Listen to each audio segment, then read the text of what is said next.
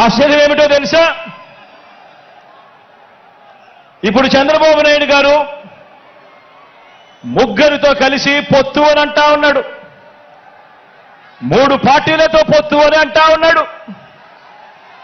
ఈ ముగ్గురు కలిసి 2014లో ఇలానే పొత్తుగా ఏర్పడి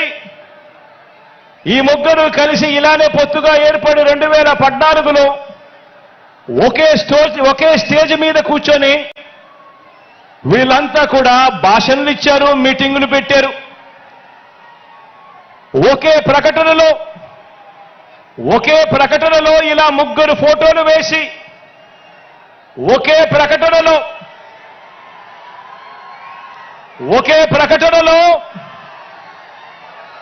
ఇలా ముగ్గురు ఫోటోలు వేసుకుని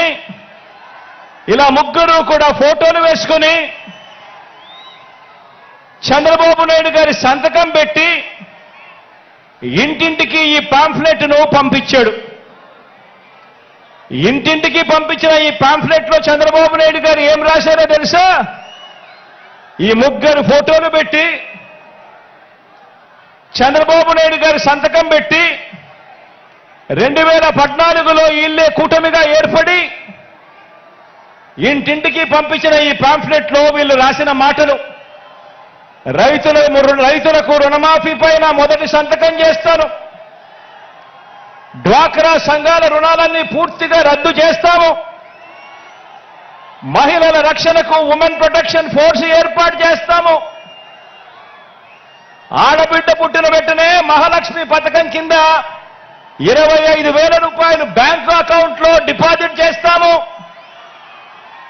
ఇంటింటికి ఒక ఉద్యోగం ఇవ్వలేకపోతే ఉపాధి ఉద్యోగం వచ్చేదాకా నెల 2,000 రూపాయలు నిరుద్యోగ భృతిగా ఇస్తాము, 10,000 కోట్లతో బీసీ సప్లాను, చేనేత మరియు పవర్ లూమ్స్ కు సంబంధించిన రుణాలు మాఫీ, అర్హులైనందరికీ కూడా 3 సెంట్ల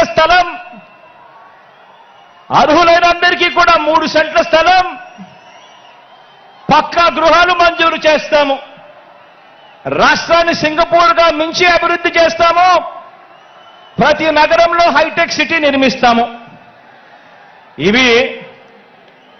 ఇదే చంద్రబాబు నాయుడు గారు, ఇదే కూటమిలో ఉన్న ఇదే దత్తపుత్రుడి ఫోటో, ఇదే ఇప్పుడు చంద్రబాబు నాయుడు గారు ఢిల్లీకి వెళ్లి ఏకంగా కూటమిగా ఏర్పడి పొత్తులోకి తెచ్చుకున్న మోడీ గారి ఫోటో.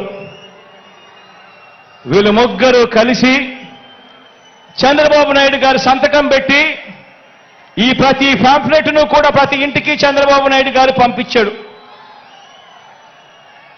ఇందులో ఇచ్చిన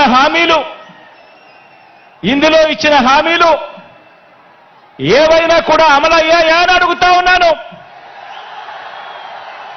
ప్రత్యేక హోదా ఇచ్చారా అని అడుగుతా ఉన్నాను.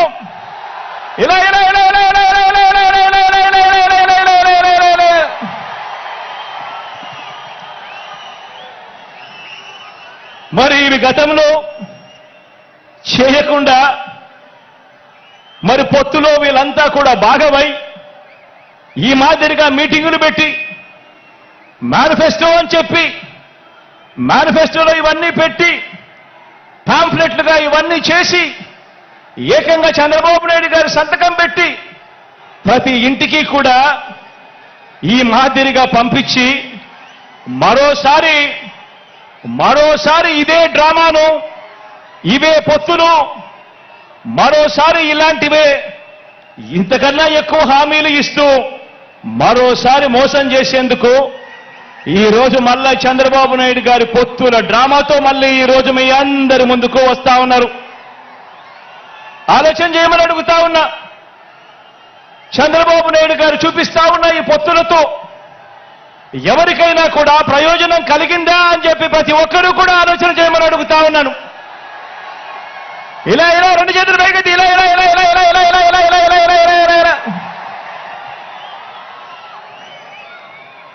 ప్రజలకు ఏ ఒక్కరూ కూడా మంచి చేయకపోగా ప్రజలకు మంచి చేసిన జగన్ను టార్గెట్ చేయడానికి మాత్రమే వీళ్ళది ఏకైక ఎజెండా ఈరోజు.